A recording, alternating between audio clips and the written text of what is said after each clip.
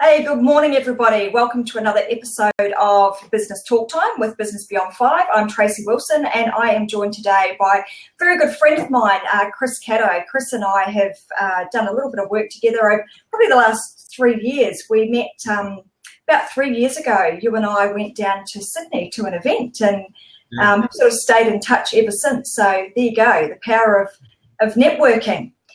So we're in for a bit of a treat this morning. So Chris has been all over the world, is also an author of a book called Premiership Business, which we'll also talk about.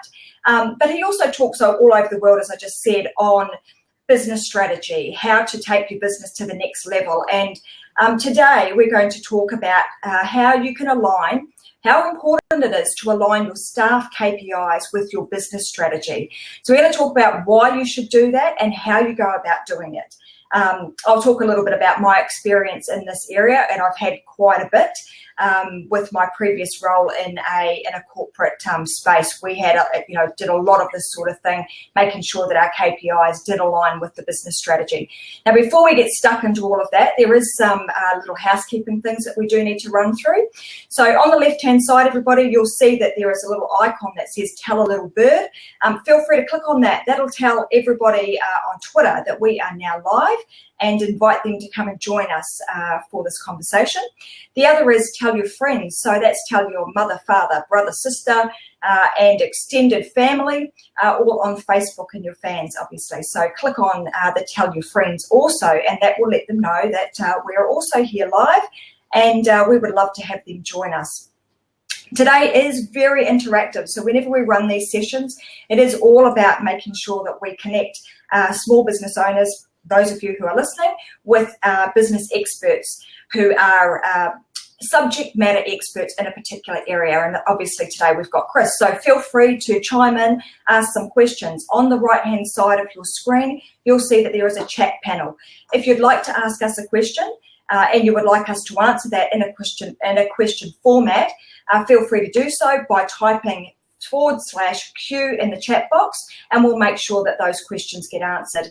If you prefer to stay a little anonymous, happy for you to do that too. You can, you can watch from a distance. Some of you I can see that are out there not dialed into the chat room as such, but I can see that you are watching. So welcome. We don't forget about you, and we love to have your company.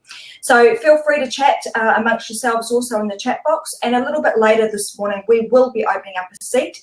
So if you'd like to join us, you are we're more than happy to have you on board, and I'll open up a seat, and we would love to have you come on board.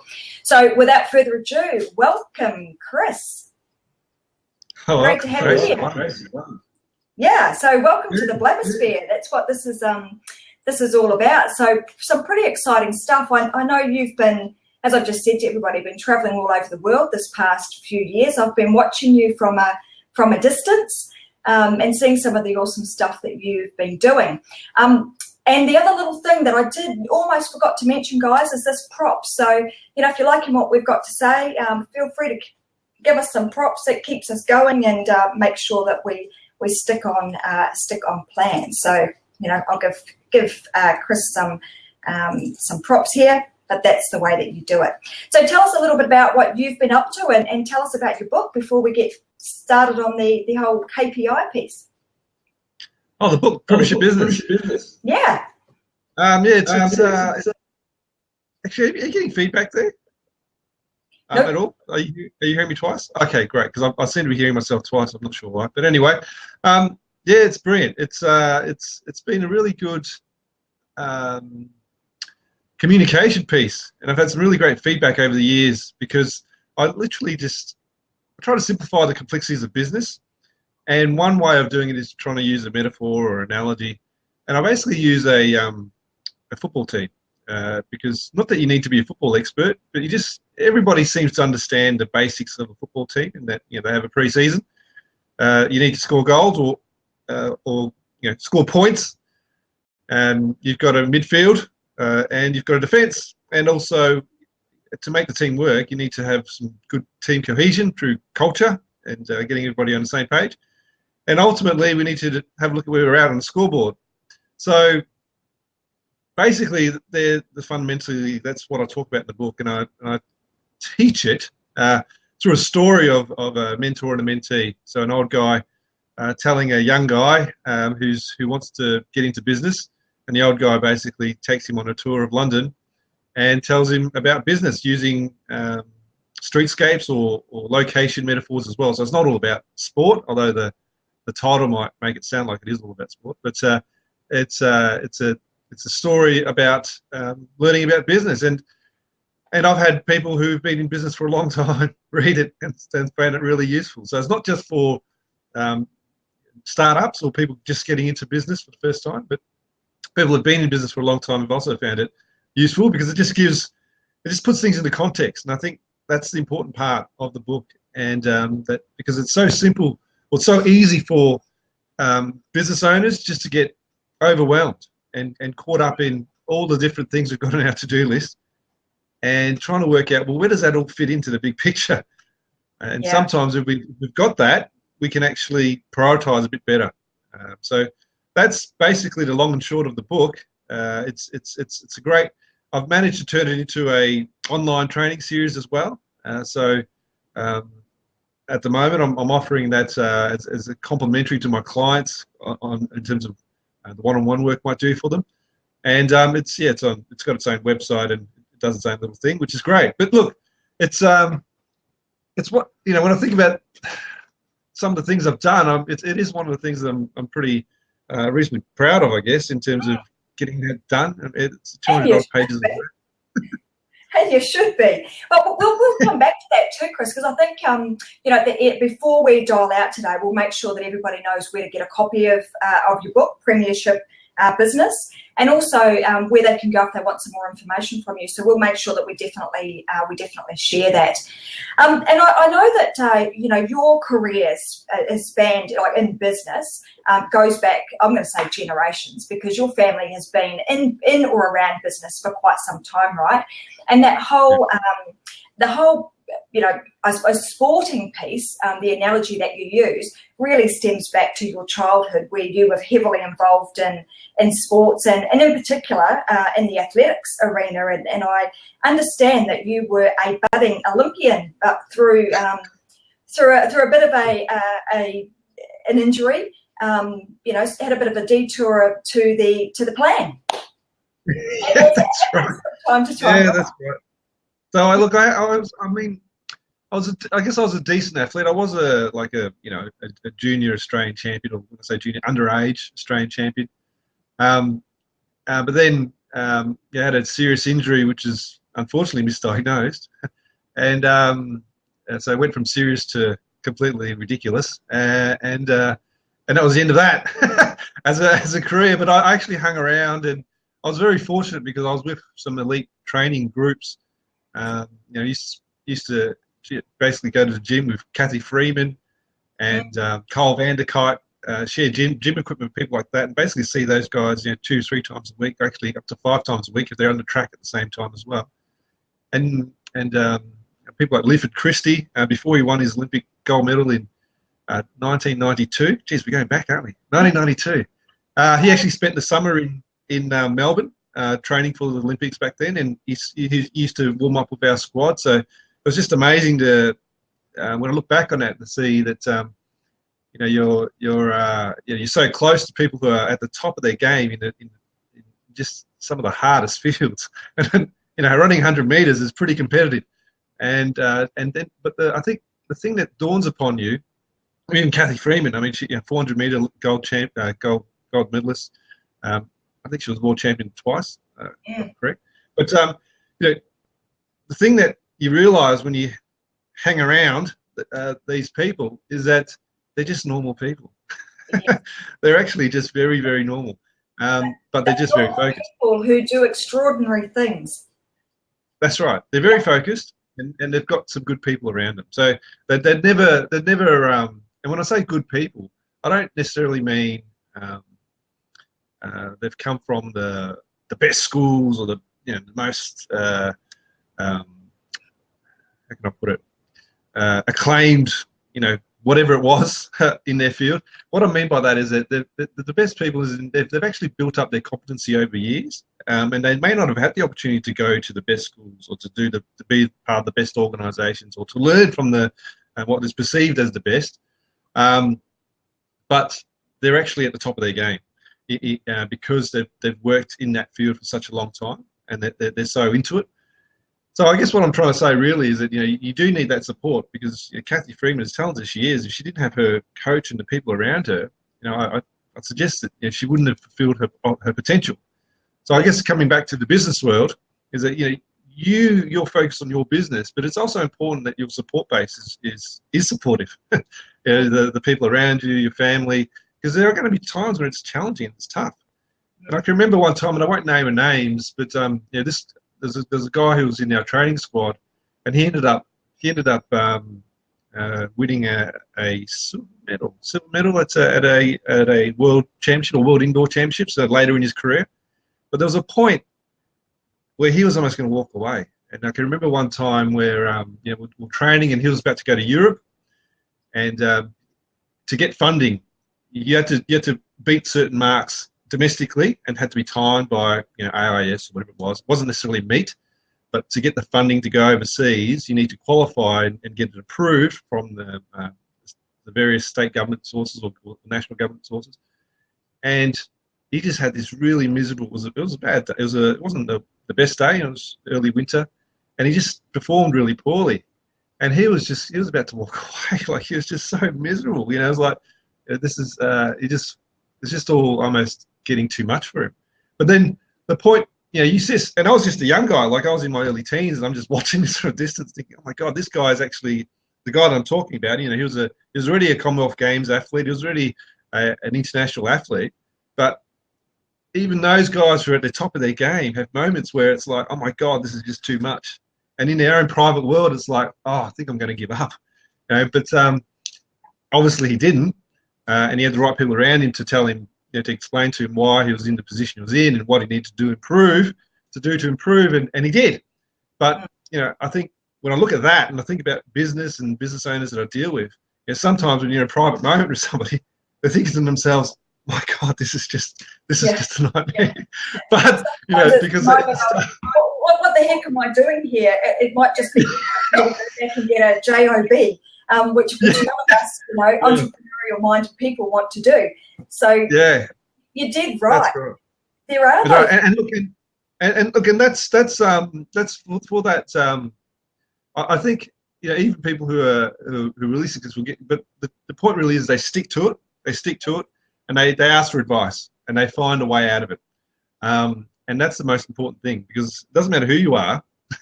We're always going to have our ups and downs.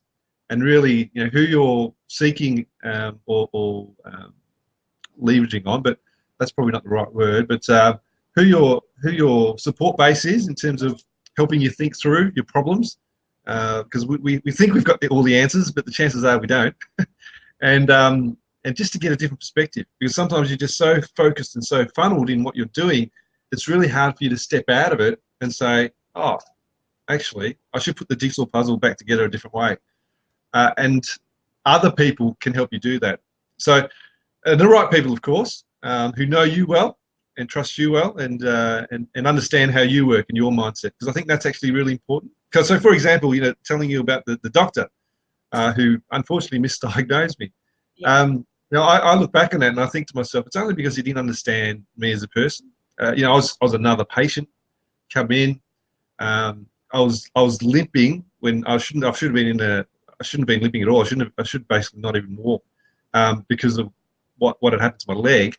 And I think because I could walk around, even though it hurt, but I wasn't showing it because I was trying to be macho. But that was actually a mistake, because you try to be macho, you try to not show that you're in pain, you try to pretend that you're tough, but then people misread you and they think, oh, you haven't got a serious problem. It's only a blah blah blah, because back then we didn't have MRI scans and all that. They get it wrong. But if I was basically saying, hey, this is really painful and I just want to sit down because I don't want to walk around, he probably would have got it right. So I think the thing is, it comes, and you look at that and you learn from your experiences in life. You think people people really have to know you to give you the right advice, or at least understand your personality. And sometimes that takes a bit of time. You got to spend a bit of time with people to understand what they're really like. It doesn't come straight away, but other people are better at it than others. So some people might pick up personalities really quickly, and other people it takes a bit more time, a bit more finesse and time together. But yeah, I think those things are really important for having the right people around you, staying committed, because there's going to be times that it's tough no matter who it is. So I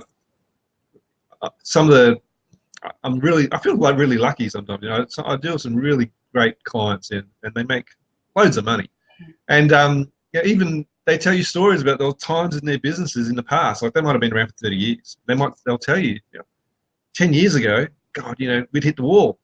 Blah blah blah blah blah happened, and we were in real strife. And then they tell you about how they picked themselves up and they just kept going and they just found a way. You've got to be a creative problem solver. You just got to find a way to solve this problem. Absolutely. And but there is always a way. There is always a way. It's just thinking, okay, so what are the tools I've got? What can I turn off? What can I turn on? Where are my strengths? So where's the market heading? How can I satisfy that need with the tools I've got or the products that I've got? How do I reposition myself, repackage what I have? And you've really got to be creative in coming up with those solutions, because sometimes it's not going to be a standard solution, or you've got to come up with a new product, or you've got to come up with something slightly different, because it might be because you just don't have the resources, and you've got to massage a product to a client's needs because of what you have at that time. And then you might find, hey, it works, and you run with it. Yeah. So that's a bit of luck in that. But the funny thing is, when you talk to, I think I'm really lucky, because when I look at my client portfolio, most of my clients have been in business for a long time. For some reason, I seem to attract people who have been in business for 20 years, 30 years, and they might be getting into a phase where they're transitioning. They're thinking about the succession plan, or they're thinking about, well, what's happening next, or they've grown to a size where, my God, this is how am I holding the people responsible properly? And I guess that comes back to the KPI session, what we're talking about. Absolutely. And a lot of the stuff that you've sort of talked about there, Chris, and has really shaped what we're going to talk about today, because all of those analogies, when it comes to whether it's a sporting analogy, there is correlation between, as you say, and that's the reason that you've written the book, Premiership Business, is because there are some real correlations between what happens in a team environment, in a sporting team, and what happens in the business space. So I think there's some real learnings that we can take from that. And over the years, you've clearly had some personal things that have happened to you that, you've said, had I only been honest with myself and honest with everybody else about what I was actually really feeling, then I might have got the right diagnosis. So I think there's a message in that that says, you don't have to put on the macho, face and act as though everything is okay.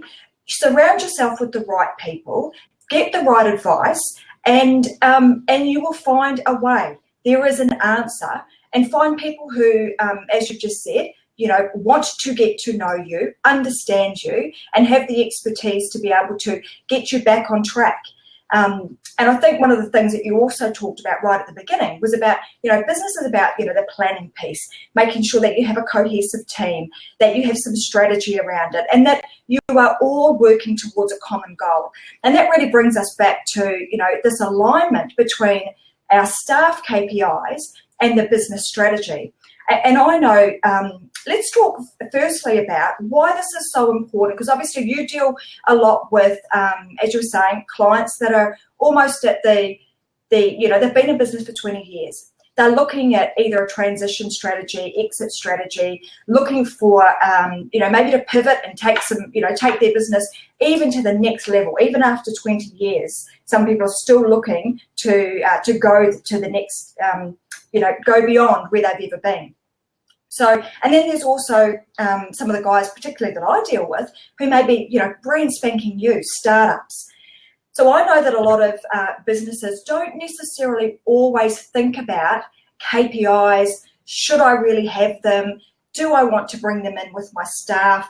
And I've heard people even talk about their KPIs. Oh, targets, that means sales. So therefore it has this, can have a yucky connotation that goes with it. So let's talk about how do we implement those so that they are a positive thing, the impacts that they have on business, but why it's important to have them regardless of the size of your business. Let's start there. Yeah. Well, the fundamental point really is what you brought up about, and I did talk. I guess I did say that look, it just happens to be the case that that's how it's fallen out at the moment. But the point really is that this is important. It doesn't matter if you're a one-man band starting off, or you've got 3 staff, or you've got 20 staff. Fundamentally, what we're doing here is we're trying to just track how we're going. Is whatever we're doing working? And if you don't know, then it just makes decision making really hard. It makes prioritizing really hard. So, but what I want to I guess allude to is that even if you don't have formalized KPIs, and you got to take the target part out of it actually, because that is a bit yucky. That can for some people it puts them off completely. You got to understand your staff, even yourself, but what I'm trying to suggest here is that when I talk to a business owner, I look at a business, even if you don't have a formalized, or every month we look at this, or every week, or whatever it is, you still have these informal KPIs. So whether it's literally how many leads I've got, you might not set up as a dashboard, but you've got it on a spreadsheet, or you've got it written on your jot pad or something, and you just know that I've got these 5 or 6 potential leads that I've got at the moment. And that's actually a KPI, right? That's actually telling you how well you're traveling. Now, if you can actually just record that over time, you can get a good feel of where you're at and what it's likely to turn into. So it helps you plan better.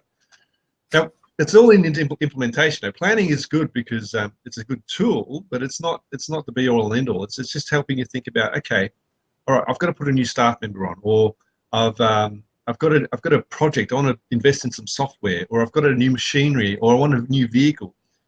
If you've got those kinds of stats, and it's literally tracking trends. So you're just looking at, you're collecting this so you can actually see where you're at, so that you can work backwards and see, can I afford that new car, or that vehicle that I need? Can I afford that additional piece of software? Can I afford that new equipment, that machinery? How am I going to pay for that? If I'm going to go on a lease plan, is it going to fit into my break-even position? And basically having these stats, or keeping track of these numbers, when you start off, it's not formalized, and it might not be as sophisticated as having a dashboard of sorts. But ultimately, you'll still have some stats. Did I send off those emails? And when I look at my MailChimp, which might be free, how many people opened it? I mean, that's a stat, right? That's a KPI. But it's not to say that you need to have a goal of, let's say it's 40% open rate. You're doing really well. But what you need to do though is ask yourself the question: well, why is the open rate down?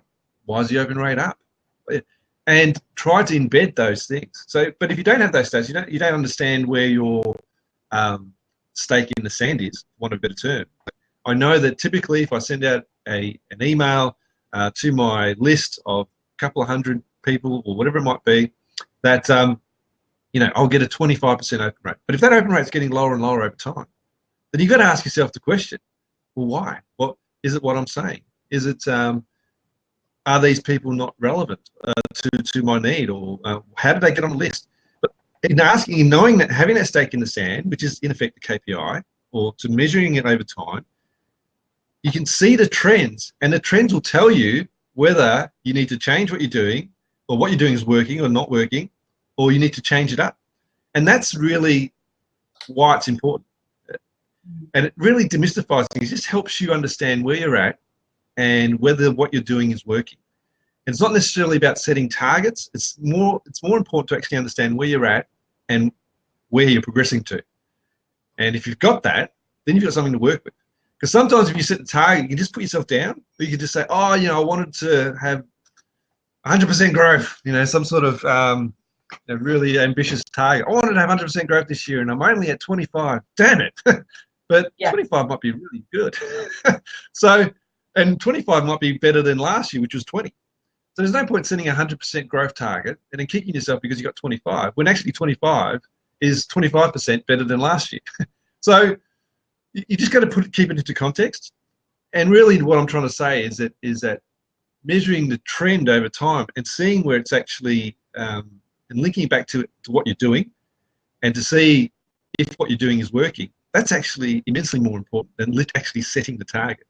But ultimately, measuring that trend is still the KPI. So I think that's an important message for whether you're a one-man band or you've got 20 odd people. But what it does, if you assign it to somebody, you're giving them some clarity about what they're responsible for. So I know that in my business and in businesses that I've run in the past, I've always looked at what my grand plan is for the year. So this is a great, now is a great time. We're moving into a new year. Just get over the Christmas hump. We're into a new year, and this is a perfect time to start looking at what were my goals, strategies, and that I'm looking to do in 2016. And then I tend to work my way backwards. So if I say, I want to achieve X, what do I actually need to do to get there? And I personally just start breaking them down. And once I've broken them down into manageable bite-sized pieces, I then look at, well, if I want to achieve X, who in my team is best, can I align all of my team to work towards that common goal? And once I get them to that point, what tasks do I need to get them to do, or what key performance indicators do I need to assign to them to help us all march in that same direction? Is that the sort of tack that you would take? Yeah, so it is actually. What I'd do is actually typically I'd have what I call your value streams. So have a look at how you create value in your business. It all starts with what you're doing in your sales and marketing. Clearly, if you don't get any business, you don't have a business. But it all starts with there, and then flows on to, well, how do you manage that inquiry, and then how do you service it? Well, how do you close a deal? Then how do you service it? And then what's your post-service offering, whatever it might be? And who have you got in your team, or who's assigned these tasks? Or even better, actually, before you get to who's assigned these tasks, what is it that actually determines whether that activity is successful, or what kind of activity is it? Because what we're trying to get away from is shades of grey. So we're trying to get away from he said, she said, my opinion of this versus your opinion of that, because that's really, it can be a bit unhelpful and just leads to a discussion on people's opinions on things. Yes. But what you can get away from, if you want to make sure you move away from those discussions and opinions things, is literally these cold hard facts. You had X amount of leads and you converted blah. And from that you converted at this price. Well, that was your average price. And the operations guys managed to deliver it at this particular margin. It is what it is. And then it becomes a question of, well, how do you improve that? Because ultimately what we're trying to do is, if you can work on two things in your business and just focus on two things all the time, and one is minimize waste, and the other is constantly innovate, as in get better at what you do and how you do it. And that's not, when I say innovate, sometimes the word innovate is taken the wrong way. Like, for example, you see on the news at the moment, government coming out with all these policies about innovation. We want to be an innovative country, and they keep talking about R&D and high-level science and whatever it might be. But you can innovate in your workplace without being an R&D expert or a scientist or anything like that. It's literally just look at your process of whatever you're doing and how to do it better. I mean, that's innovation, full stop. I mean, that's how Toyota grew to the company that it was. It was a family business 100 years ago. It was just a family business in Japan, in Nagoya, to whatever it is now. But ultimately, their culture, their value, the way they went about it, was all about questioning the whys, which Simon Sinek is very good. They call that the art of Kaizen. Yeah, that's absolutely, and it's just continuously improving, and that's innovation. That innovation doesn't start in a factory lab, or it doesn't start in a lab, I should say. It actually starts at your freaking desk. How do I sort out my my inbox better? I know that sounds really simplistic, but quite frankly, that's where it all begins. Or how do I sort out what's a better way of setting up our jobs? What's a better way of embedding the process of the way we consult? What's a better way of closing the deal? What's our sales template? I mean, do we have a sales presentation? What's a better way of doing that sales presentation? That's innovation. So I think sometimes when we use the word innovation, we get caught up in the science. But innovation is here and now. It's what are you doing in your workplace right now that you can improve. That is innovation as well. I think sometimes we forget that. Yeah, and I think you make a really good point, and this has come up a couple of times in what you've been saying. But you know that you talked about systems have come up, processes have come up, and I think you know when you look at your staff KPIs, that's effectively what you are doing. Is you are putting a framework or a system and a process around the activities and behaviours that you want your team to display, to do. And you know, if you can get right down to that granular level of, you know, what is it that they need to do on a daily basis or even an hourly basis, not from a micromanagement perspective, but in a sense where you are creating clarity, you are providing them with a sense of direction. They understand how that correlates to your vision and your long-term business goal, and they buy into that. They're brought into it. They understand it. You take away that whole I'm going to call it yuckiness of you know the sales targets, and that doesn't exist anymore, because it is all about making sure that we provide them with that clarity. We give them a system and a process to follow, and you end up with, in what I've seen and experienced in my career, much happier and engaged staff and team members, which then also correlates to you know long-term tenure. Is that the sort of outcomes that you see? Yeah, absolutely, and particularly if they're the right people and they want to learn as well. One of the important pieces of what we're talking about is there's a tendency when we talk about KPIs for people to get into the left brain mode, which is just really all about focus, and that's great, and we do need that, but you need to balance it up with the context, and the context is literally making sure that you've got a document or you've got a map in your business, or you've got some sort of diagram in your business which shows everybody where they're at. This is really important, because what it does, and this is how I help my clients a lot of the time, most of the time actually, is literally, because what happens here is that one of the problems that you find is that people actually, they butt heads because, you know, who's responsible for what, and they don't understand, it's not in their mind how their role affects other people. But if you can draw it up in a map, in like a workflow piece, and I call it value streams, and just literally just drawing out how the value is created and who does what where. And I've got a way of designing an organizational structure which basically maps the value streams to the organizational structure. And so that, I actually don't like the word organizational structure because it sounds too stiff, but that's just a common word that we use for it. But fundamentally what that does though is that it gives people an idea of how, if I don't do my job, affects somebody else. And sometimes the bell rings. Oh, that's why Jenny hates my guts, because I'm always late with this thing. But I never realized that it affected her work before. But now I know, because I can see it in a diagram. And that's actually really important as well, because then you've got the diagram which says, well, this is actually how we make money. This is actually how we keep your job. This is how we give you opportunities to grow. Because if we do this really well, we get more customers, and you've got more opportunities because we'll have more staff, and so on and so forth.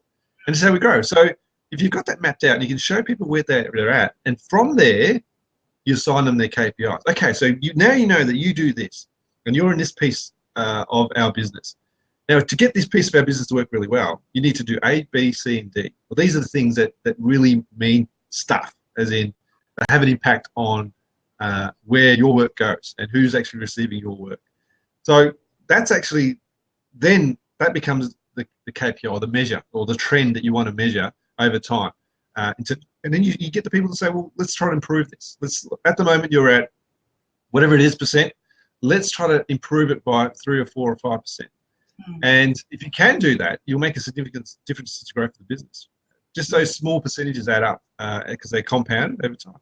But I think that's also really, but we talk about aligning KPIs and strategy. That's actually really important as well, because we can get in our world of, you know, data. There's just data everywhere. With just so much data, you can die of paralysis analysis or analysis paralysis, whichever way that goes. You can just sit there and you can't make a decision because you get so much stuff thrown at you.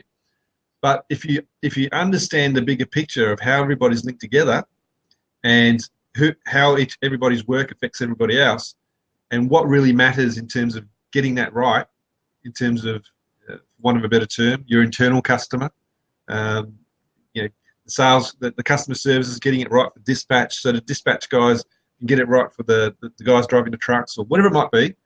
But there's a few things that they need to get right. If they get those things right and improve that over time, we become more and more efficient. So, and then we can service more and more clients. So it's just trying to map that out in your business is actually really important, particularly if you've got, a number of staff. But mapping it out for yourself is also important if you're just a two-man band or one-man band, because then you can see where your bottlenecks are. And as you grow, you can see the first thing that I'm going to need to do is this is where my bottleneck is, and I'm going to have to find some way of actually increasing the resource there. Yes. Whether I'm going to outsource it or whatever it is I'm going to do. If you've mapped it out, you can see where your bottlenecks are going to be. And as you grow, they're the first things that you focus on, right? I know it's going to be a bottleneck here. I've got to find something to solve that. Or why am I doing my bookkeeping? Because quite frankly, I should be paying somebody else to do it because I can bring in more than whatever it is, $50 an hour, $40, whatever it is you charge your bookkeeper. I can bring in more money than that when I'm out selling or I'm out servicing a client. So, getting that prioritization right in terms of your work, that might be worthwhile doing your own bookkeeping when you first start to save a bit of money because you haven't got the clients to service or whatever it might be. But once you get to a certain point, it's actually really inefficient. Doesn't make good economic sense, does it? No. So, but that's a really simple example. And you're doing a job that you could outsource for 50. That doesn't make good sense. So, absolutely. And that's a really, sorry. Oh, and I just wanted to ask Chris. I know you do a lot of this sort of process mapping and strategy around this organisational structure. For somebody who perhaps might not be able to afford to engage a high-level, consultant, what tools? Do you have any tools that you would recommend that they could use? Tools that they could use.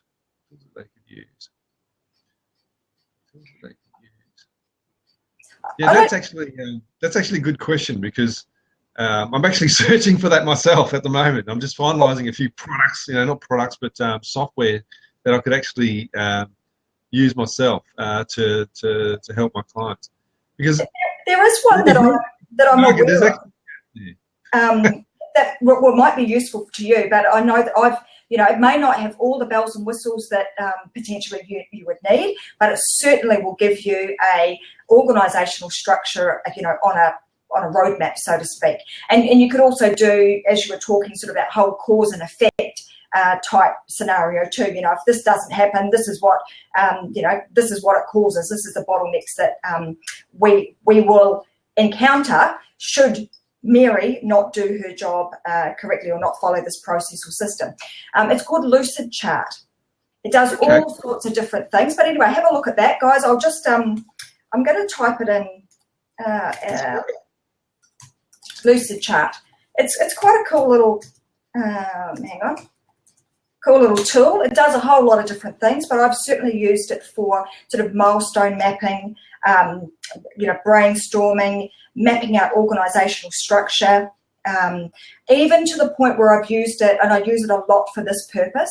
If I'm ever mapping out like a marketing campaign, I use it a lot for that purpose too, because it plugs in doesn't plug in, but it suits my marketing program that I use very, very well, in the sense that I'm able to put tags and sequences on it. But anyway, go and have a look at Lucid Chart. I think it will be certainly good for those who are just starting out, or even have a few people in their team to be able to map out this sort of organisational structure. And that will help you then look at that structure on a page and then work your way backwards to come up with your systems, your processes, and setting those KPIs for your team. Yeah, that sounds really interesting, because what I do is I look at, as I mentioned, the value creation process.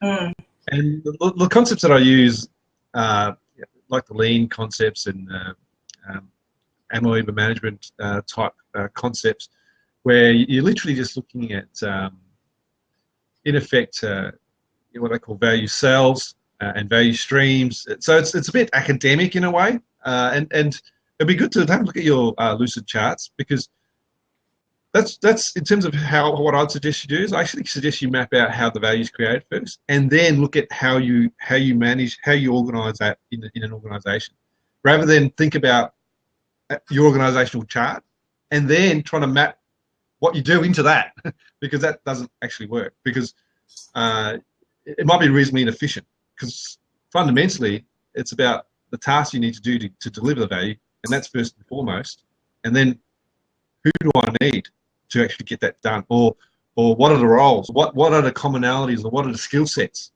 that are required to make that actually happen. So working in that direction, I think is more effective in the long run. But drawing the old diagram, square boxes, that's what happens typically in terms of people thinking about their organisational chart. And that can work, but you can be a bit more sophisticated with that. And probably, lucid charts will probably help you do that. I have to admit, I've never looked at it, and it'll be something I'll look at. Yeah, I mean, it's certainly, you can do the old school, boxes and, with the who reports to who, you can certainly do that sort of thing, but it is very, it's almost like a blank canvas. So you can manipulate the boxes however you like, and, draw arrows and all sorts of things. But I think that that tool could be very useful in this for what we're talking about today. Now, there's some things that we've spoken about, so measures being used, and a couple of the things that I suppose have seen when KPIs maybe haven't worked so well, and then these are some, and you might have a few other things that you want to add to this list, Chris. But when measures are not being used, so people are not measuring them on a regular basis, and I think this goes back to what you were saying in terms of sort of aligning that KPI with your business strategy. So staff being able to see that it is actually relevant. How is this relevant to me? What does this actually mean? And the other thing I think is aligning to our why, and you refer to it as your your vision, but why do we do what we do? Then I go out from that and say, well, what is it that we then do, and how are we going to do it? And it's the how that we're going to do it is the linkage to the KPI piece. Yeah. And that way you've sort of got all your little ducks in a row, so to speak, all walking in the same direction. Absolutely. And the KPI piece, you do need to. There's a level of discipline required to actually record what you're doing, and there are. What I actually see going forward, and just my corporate background, the easiest way to describe my corporate background is probably management accounting or financial control, that type of work.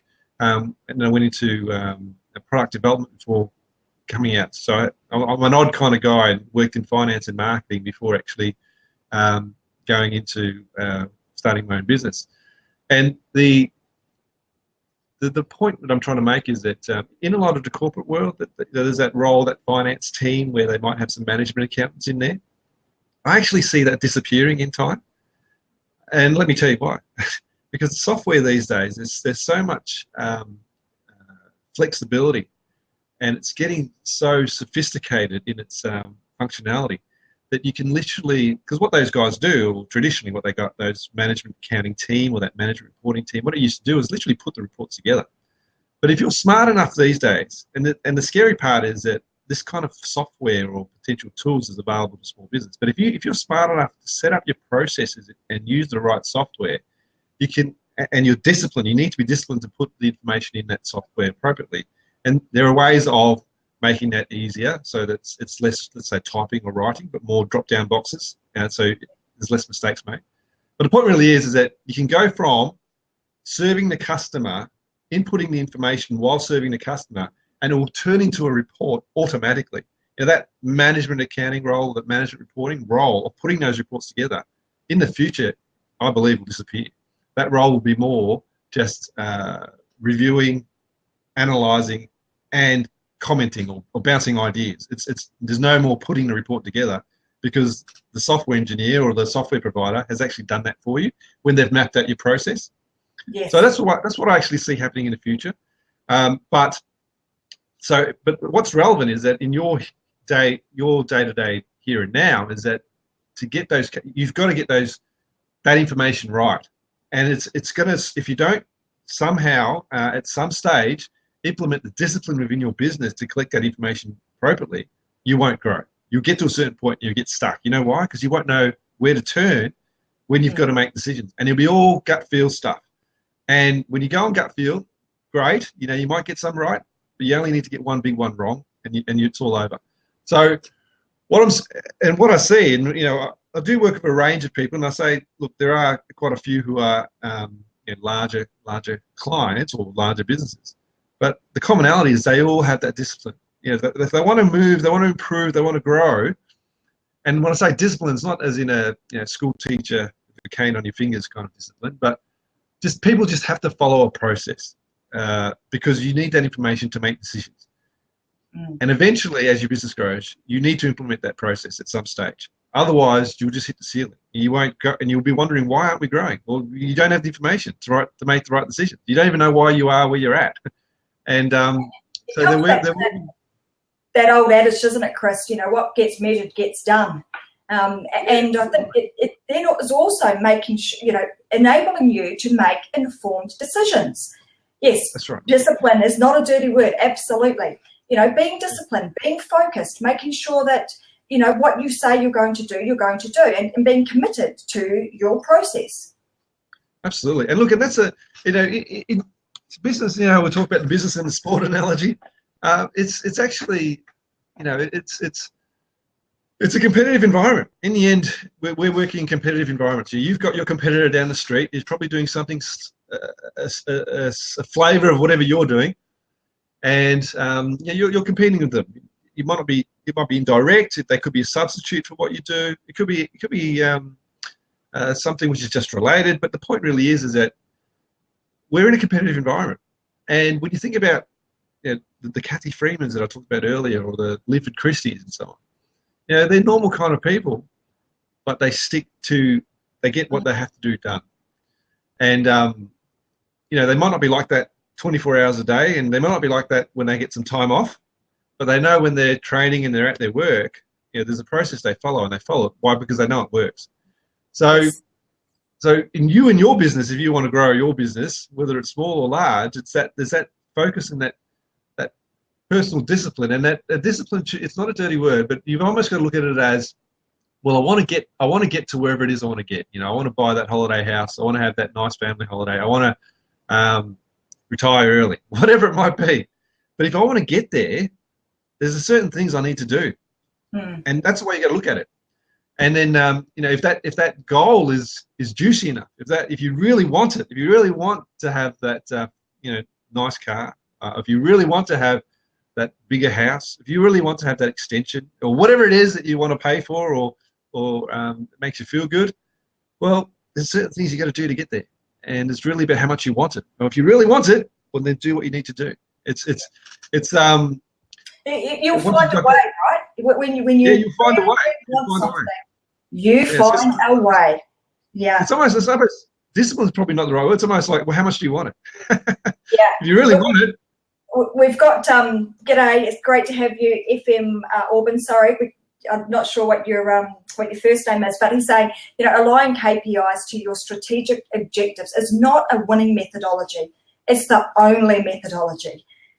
So spot on. And I think the more, when you start building a team, the more people you have in your business, the more important it is to make sure that they have clear KPIs. They have clarity around what their role is, that there is an alignment to your big picture and your vision. They understand the why, and then you do everything you can to make sure that you're all moving in that same direction. And I'm going to say, and you need to step up and be the leader. You are, if you're the business owner, there's a huge amount of responsibility that sits firmly on our shoulders to make sure that this stuff happens. Before I move on to that, we'll talk about that a little bit more, Chris, but I've got a question here. Walter's just posted to us, and it goes, sorry, I've left it, Walter, just can you modify Lucid Chart with key performance indicators? Lucid Chart really is, as I said, it's a blank canvas, so you can modify it. It has all sorts of different charts in there, organisational charts, all different ones. Anyway, it's probably worth your while going to have a look at it. It is a blank canvas. You can build it however you like. So that's what I like about it, is that there's no single structure as such. There are some templates in there that you can use, but it is blank. You can use it how you wish. So I hope that answers your question. Thanks for posting it. So Chris, let's talk a little bit about the whole implementation of KPIs. And I'm sure that you will have dealt with many businesses who have even been going for quite some time and haven't had KPIs for their team. And we've talked through the massive benefits, and, as FM Auburn says, it is the only methodology we should be using. We'll agree with that. If that is the case, how would you go about helping a business owner implement these strategies? What sort of conversations do they need to be having with their team? They're going to ask their own. So what I mean by that is you need buy-in. So to get the buy-in, you need to basically, you might already have the answers in terms of you might already worked out what the KPIs are that you need to have.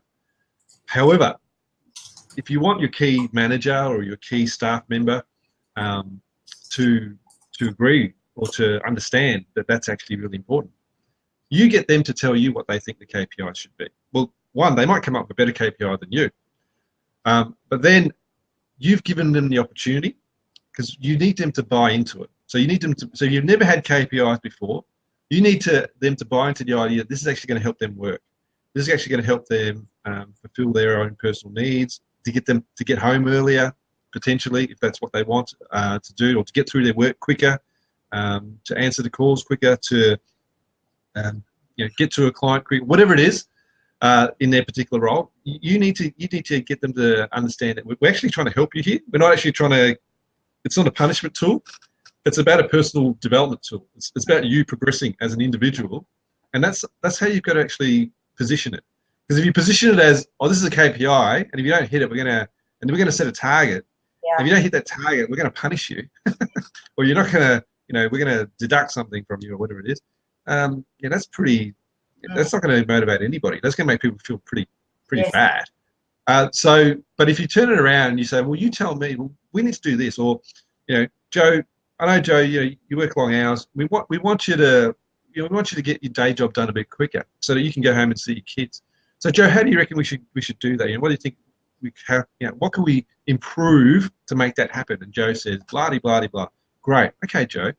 If we can improve that, how do we measure that, Joe? What do you reckon? How do you reckon we could measure that? Where it's not black and it's not anybody's opinion. It's just an activity. If we did that, did we do it well? Did we not do it well? How many of those did we do? And you get Joe you talk through with Joe, and Joe agrees that, because you might actually have the answer in your head because you know your business really well, but you funnel Joe down the path of him agreeing with what potentially either your preconceived idea or he's got a better idea. Then you make sure that you can actually get that figure, that information is achievable, because last thing you want is a KPI that takes you more time to get the KPI together than anything else. So you want a KPI which is just automatically comes out of the process of the business. But you've got Joe to agree that he wants to go home earlier and he wants to improve his own personal skill set, and this measure is going to show us if he's improving. But not only that, but we can actually, it's not just about him, but it's about, well, what can we do better? Where can we focus? Does he need to improve his skills somewhere? Or can we, do we need to send him on a training course if it's going to help the business? Is there a shortcoming in one of our pieces of equipment? Is there a shortcoming in the way we've laid out our factory? Is there a shortcoming in whatever it is? Then it starts to get you to think. So you position it to Joe as, Joe, this is all about making your life easier. And that's what we want to do. And not only that, but if we do this really well, we'll serve more customers. And if we serve more customers, your job's more secure because we can always employ you. And you're happy working here. We're happy having you here. And it'd be great if you retired while you're here. Now, that's probably stretching it a bit, but we're talking about getting people to see the bigger picture of understanding. It's not just about the detail. It's about the bigger picture as well. And just trying to map the two together. So to answer your question, that's sort of like long-winded way of answering. How do you implement KPIs? We implement KPIs by getting the buy-in, getting an agreement that is required, by communicating the bigger picture of why we're doing this, and trying to personalise it. So it's not just about the business; it's about them. It's about their own personal development skills. Because everybody wants, not that we're all selfish. Sometimes it helps if you're talking about your staff and how you can help them rather than about the business. But it's a two-way street. If you help them improve their work and their skills, they're helping the business. So it's about that, that old line about the CFO saying, "Oh, geez, let's not invest too much in training because that guy might leave." Well, what happens if we don't invest in training? We're stuck with people who can't do the job. Stay. That might actually stay. Yeah, that old line. But so really, that's how you go about implementing it. If you don't have it, you go about it by talking about how it's going to improve their life, how they're going to tell you what they think their KPI should be, and then you manage it that way, and then you implement it. You say, well, and then once you've got the information together, or you've got the way in which the process reports the numbers, you might already have that. You go through there and you say, all right, what did I say, Joe? Did I say Joe before? I just use so many names, I forget which name I use. But Joe, guess what? We talked about this. We talked about, and you said that we needed to do this and that and the other. Remember, it's you said, not I said, as in your boss. It's you said that this is what would help you do your job better. Here it is, and we're going to measure this now. And Joe might not like it, but at least Joe agreed to it. It was his idea. This is your idea, Joe. It's not my idea. It's your idea. And let's move forward, Joe. So that's how you'd go about it. You'd go about it because and then there's buy-in, and then they think that they're part of they are part of the business, but they have a bigger stake in the business because they're helping the business grow through their ideas. And like I said, if it's the type of person who's not going to have any ideas and they want to sit back and all they're interested in is doing their job, you still give them the opportunity to have their say. Because when you come back and you say to them, look, I know we had a discussion about KPIs and gave you the opportunity to talk about what you thought, and you didn't think you couldn't really think of anything, but at least you gave them the opportunity. Even if you go back and say, look, we're going to do this because we think it would help your job better, and we think we'd move forward appropriately this way. He might not like it, this other person, but at least he can go away and think, well, they gave me a chance to talk about it. I didn't take it up. So he can't. Well, it's you've got the upper hand in terms of the not the goodwill. There's another word, but the moral high ground. The moral high ground. You've got the whole moral high ground. I gave you the opportunity. You didn't take it up, but here it is anyway. So it's about trying to manage that moral high ground, like giving people the chance. But in the end, you just got to massage the conversation so that the staff get what they want and you get what you want. But you need to be able to communicate that the staff are also getting what they want. If you know your staff well enough. It's a really good conversation going on in the chat side too, Chris. Fred's talking about, if you're going to create KPIs, and he talks about two things. And I agree with him, and I think this is sort of the gist of what we've been talking about. Making sure that they are set in a positive way, that you engage with that team member, and you have some. And I'm going to take it back even further than what Fred's even talking about. Being a present and active leader. Being present, watching, listening, and taking note of what and getting to know and understand your team. Once you do that, you have a fairly good idea of what makes them tick. If you spend some time with them, you'll get to understand and know what they're about. Once you do that, the fact that you got them on board, you saw that they had potential, and you would hope that they had huge potential. That's why you brought them on board in the first place, and that there was some alignment right from the beginning to your strategic goals. You as the leader know what you're aiming for. So when you're recruiting a person, you're recruiting somebody who you would hope, has the skill to help propel your business forward in that sense.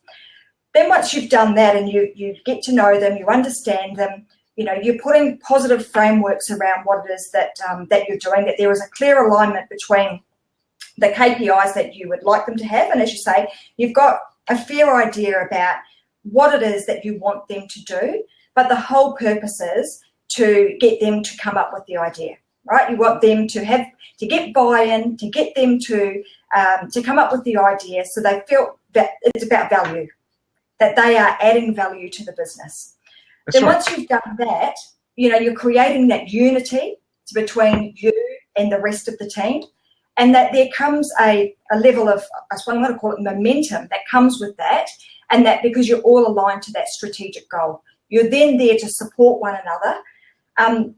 And once you do that, you tend, from what I've certainly done and I've seen with businesses that do that very well and take on board all the things that you've spoken about today, that you have this massive, I'm going to call it almost like a tidal wave towards that common ground, that common goal, and all of a sudden the vision that you're trying to create comes to fruition quicker. Yeah. So the next part to it is, thanks very much, Fred, for sharing that too. The next part is, once you've got that, there is a level of measurement that needs to go with it.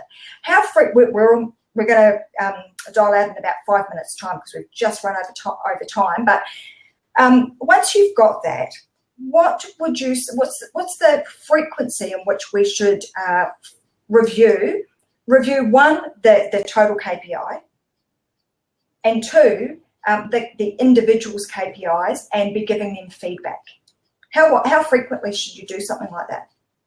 Well, the answer to the first question is it really depends on the industry and how quickly things move in that industry. Because some industries you need to measure it weekly, and you need to track data weekly, and that's because it might be a high volume type industry or a high transaction type industry, or where there's a lot of moving parts perhaps. In other industries it might only be monthly, but I think it's about understanding how quick the things move, and it might be you might have a business where some parts you're looking at it weekly, other parts you're only looking at it monthly. And in terms of, I know that doesn't help because I'm trying not to be too specific, because if you're too specific you might lose people. But just to be simplistic, like a transport industry where you're doing a lot of movements every day, you might have a weekly report. But in another industry where things don't move as fast, it might be monthly. Most industries are monthly anyway, just as a general term. But in terms of reviewing your staff performance, I'd recommend you sit down and have a proper chat at least once every 6 months. And then in between that, have a coffee with them on a regular basis. Now, we don't all have the time to have a coffee with our key staff members every week, but you might have a team meeting every week, or a rough meeting. It could be even just a stand-up meeting, but that's a group exercise. But on a one-on-one basis, I'd recommend you doing it reasonably regularly. It could be just informal, like it could be just standing around after work and just having a chat for half an hour about how you're going. It doesn't have to be a sit-down coffee, but just being smart about that and just putting it in your diary as, I better have a chat with Fred, see how he's going. And I haven't had a chat with him for, I'd like to have informal chat with him every month, and I want to talk to him about this and that. And when we're time poor, we've got to think about, how can we be clever about this instead of booking meetings in? Because we know if we book meetings in when we're, resource-stretched business, those meetings never happen because something comes up with a customer and we're doing that instead. So it's just being practical about things. And sometimes it's just, perhaps every Tuesday at 4:30, I'm going to have a chat with Fred about how he's traveling and where we're at with some of those key things that we talked about. And other people might be once a month. But finding that time and being practical about it.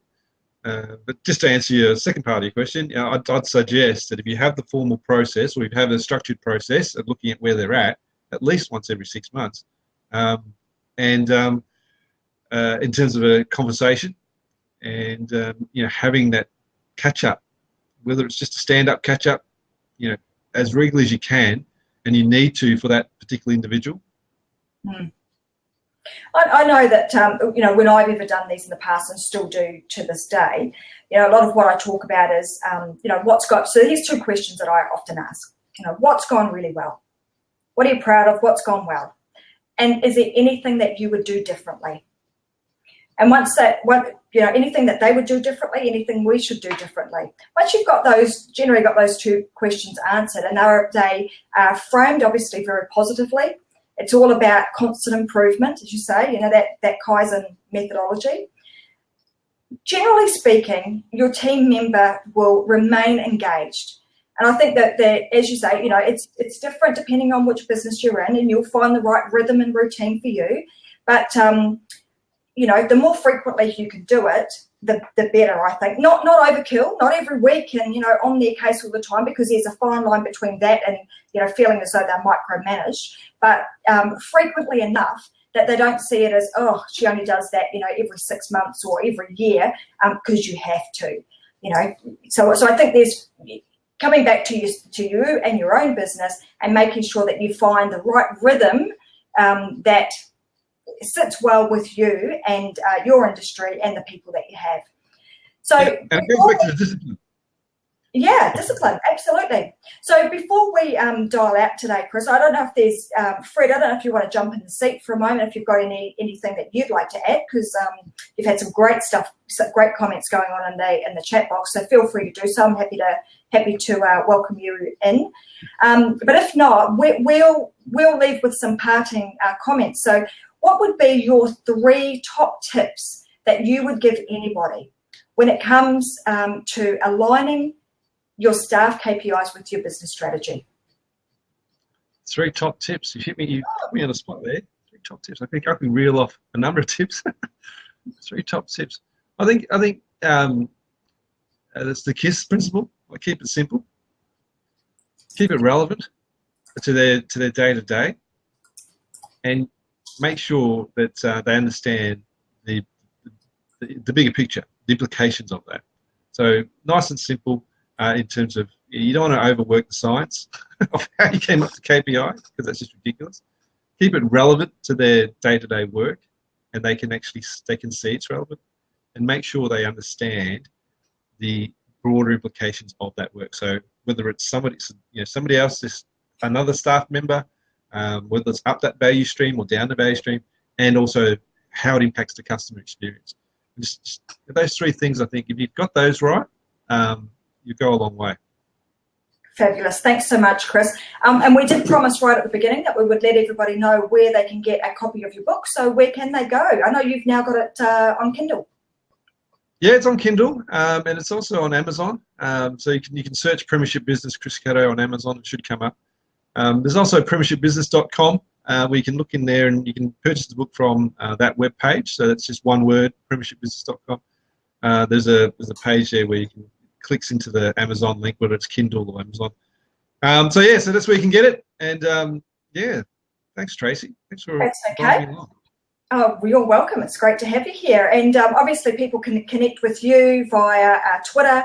You're also on Facebook under Putney Breeze. So feel free to connect with Chris if you've got any questions about KPIs. I know that he's an extremely approachable guy, as you can see, and very, very knowledgeable in his field. So I know that he would be more than happy to continue to take questions. I'm throwing you on the spot here now, Chris, but, going to throw it out there. I know you'd be happy to take questions offline. So if you've got any, feel free to visit him on Facebook and shoot your questions through. Likewise with me, so Tracy Wilson's my name. You'll find me on Twitter, so follow me on Twitter.